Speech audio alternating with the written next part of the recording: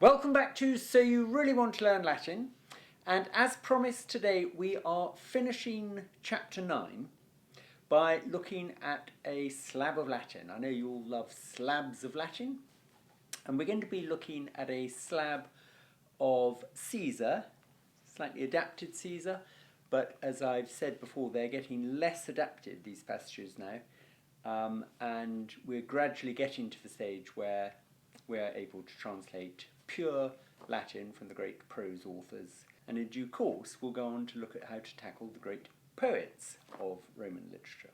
So we are going to be looking at one of the exercises on page 97. It's all about our great friend Caesar. It's 9.11, and off we go. Let's see how it goes. Okay, so Roma egressus. Caesar in Galliam exercitum duxit. Okay, now something that I tell you later on in the course, but I'm going to tell you now, is it's a really good idea when you're translating a slab of Latin to read the whole thing through first. Okay, it just kind of settles you down. It gives you an idea of what's going on in the whole passage. You know, you pick up the kind of the vocab of what's going on. Are we talking about battles? Are we talking about, you know, houses and rivers? Or what is the kind of context of the passage? It really helps. Now, in this, you know, just flying down, we've got a load of stuff about ambassadors and soldiers and legions and, you know, kind of marching in places over mountains. And so it's clearly a military context. Okay, but it's a really good idea to do that. Now, I'm not going to do it for you now because that would waste an awful lot of time. But read the whole passage through. And then come back and start picking it off sentence by sentence. Okay? So let's assume you've done that, and we now start picking it off sentence by sentence. Okay, so Roma egressus. Caesar in Galliam exercitum duxit. Okay. Now, Roma, ablative, egressus, having gone out from Rome, okay, so our subject is clearly a masculine singular kind of person. Caesar, here he is, in Galliam exercitum duxit. Caesar led his army into Gaul. Okay, so far so good. Galli magnopere eum timebant, legatosque ad eum miserunt. Okay, the Gauls greatly feared him. Magnopere eum timebant. The Gauls greatly feared him. Legatosque, see that little que? That's and, beginning a new clause. And, down to the verb miserunt. They sent, back to our object, legatos, and they sent ambassadors ad eum to him. Okay. Deu autem tacebant hi legati, nec Romanis quicquam respondebant. Okay, now we're going to start beginning to play around with word order here to make it more like the Romans would have actually written this stuff. So, deu autem tacebant hi legati. Now, our subject is delayed until after the verb. It's quite, you know, sort of stylish Latin, if you like. It puts emphasis on different bits of the sentence, just as exactly the same way we in English change the emphasis by changing our word order. So for a long time, however, tacebant hi legati. For a long time, however, they were silent, these ambassadors, okay? So for a long time, these ambassadors were silent, but you know, it just changes the emphasis. It puts more emphasis on that word tacebant because it's coming kind of out of the normal order. So for a long time, they were silent, these ambassadors were. Okay. Nec Romanis quicquam respondebant. And they did not reply quicquam, anything. So that's from quisquam, the pronoun. Quisquam meaning anyone at all. and that form is used for masculine or feminine kind of people. And in the neuter, quidquam, anything at all, but that is often written as quicquam. So it's basically qui quai quod with dam on the end, but it's quis in the nominative and quid in the nominative neuter. But apart from that, just like qui quai quod, so cuius dam and cui dam and so on. Nec Romanis quicquam, and not to the Romans did they respond anything at all, quicquam. Okay, sexto tamen die constituerunt loqui territi a custodibus Romanis. Okay, however, tamen never comes first word in a clause, it's always put as the second word.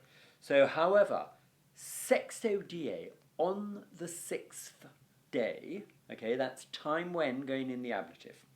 However, on the sixth day, constituerunt loqui, they decided to speak.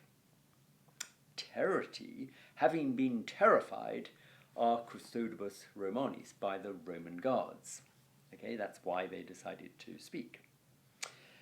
Dixerunt, say. Now, just watch what happens here. We are going into indirect speech because they said that.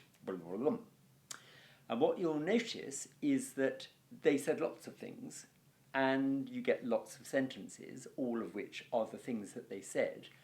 And they are all in this extended indirect speech. They are all accusative and infinitive construction.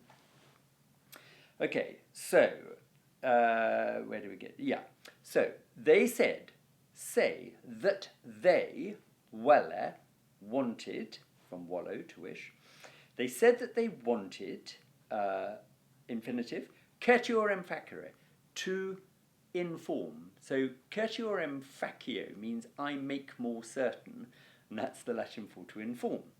So they said that they wanted to inform Caesarem, Caesar, cur veniscent, why they had come. Okay, now that is an indirect question. Okay, so you've got its verb in the subjunctive, because that's how an indirect question works. But it's tucked inside an indirect statement. So they said that they wanted to inform Caesar why they had come. Say missos esse. Now, we're carrying on the accusatives and infinitives. So that they, say, missos esse, had been sent, okay, perfect infinitive passive in an indirect statement, following the sequence of tenses, so it's not they have been sent, but they had been sent, because that was how it was introduced. They said that. So they said that they had been sent, qui ducem orarent.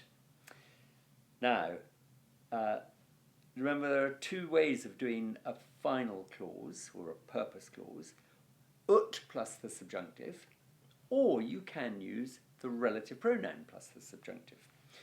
So that's what we've got here. They said that they had been sent to beg the leader, qui ducem orarent, that they, that would be the same as ut, but we've used the relative pronoun instead. So they said that they had been sent to beg the leader. Then we've got a little comma off bit. Legionibus trans montes reductis. Okay, now that's an ablative absolute. With the legions having been sent back, led back, led back. With the legions having been led back trans montes across the mountains, okay, Galliam liberam relinqueret, to leave Gaul free. Okay, so what was that? They said that they had been sent to beg the leader that after leading his legions back across the mountains, he would leave Gaul free. Okay? Now, you kind of know this isn't going to work with Caesar. He's not that kind of guy. But anyway, let's see. Caesar tamen, Caesar, however, cum ex eis cognoviset plurimas civitates suo imperio resistere magnopere iratus blah blah blah blah blah. Right, now, Caesar, however, when, cum plus the pluperfect subjunctive, when he had learnt ex eis from them, plurimas civitate sua imperio resistere. Now, when he had learnt, accusative and infinitive, that plurimas civitates, very many states, resistere, were resisting. Now, resisto is followed by the dative, remember? Were resisting suo imperio, his power, his control. Magnopera iratus, very angry. Legatis imperavit, he ordered ambassadors, the ambassadors. Now remember, impero takes the dative, so that's why legatis are in the dative. He ordered the ambassadors, ut quam celerime, that as quickly as possible regrederentur domum, they should return home, ad suam quisque gentem. Right, this is this lovely sort of word order of how you use quisque. Quisque, each one, ad suam gentem, to his own people. Okay, so that's a long, long sentence. Started blooming miles back. Where did it start? They said, right, all the way back at Dix Erin. They said that they wanted Caesar. No, they said that they wanted to inform Caesar why they had come, that they had been sent to beg the leader that after he had led the legions back across the mountains, he should leave Gaul free. That's what they said. Caesar, however, Caesar tamen, Caesar, however, when he had learnt from them that very many states were resisting his authority, his power, his imperium, having become greatly angered, he ordered the ambassadors to go back home as quickly as possible, ad suam quisque gentem, each to his own tribe, gentem. Dixit Gallus mox cognituros esse suam potestatem maximam esse. He said that the Gauls, mox cognituros esse, would soon learn. Cognosco, I discover, I get to know, and that's its future infinitive, cognituros esse.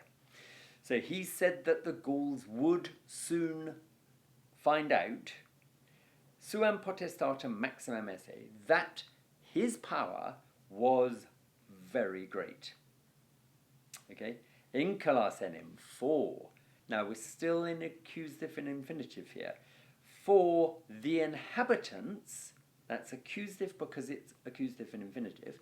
For the inhabitants, then we've got an abbey, opidis de latis, with their towns having been destroyed, in servitium into slavery, reductum ere, future infinitive passive of reduco, would be led back into slavery.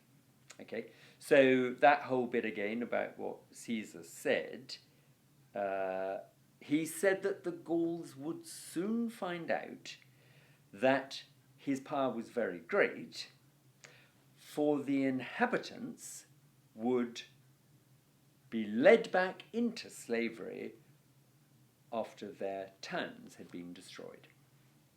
Okay, so there's a lot going on there. We've got lots of these funny pronouns, like quisque, and in particular, we've got this use of indirect statement, which is probably the most important construction in Latin. It's used the whole time. Accusative and infinitive is used again and again and again. And it's a bit ironic, really, because when you start learning Latin, the thing you are told 100 times a day is do not take an accusative before you have taken the verb. You know, it's the kind of the thing you do not do. However, when you're in accusative and infinitive, you have to. It's what you do. But remember, it's an accusative and infinitive. It's not an accusative with a proper verb, with a, you know, a person and an ending on it, a kind of first person singular, second person singular, third person singular, kind of proper verb form. It's an infinitive. So just look out for them. They really, really are important, and I can't stress that enough. Okay. Right, now there are a couple more little passages at the end of this chapter for you, which I will leave you to cope with on your own, because the time has come to move on into chapter 10, where we're going to start off by doing some more slabs of Latin. We're going to grab these things, and then I'm going to show you how Latin poetry works. Okay, brief introduction, very brief, but you know you're going to need it for how Latin verse was put together, principally using the hexameter line and the pentameter.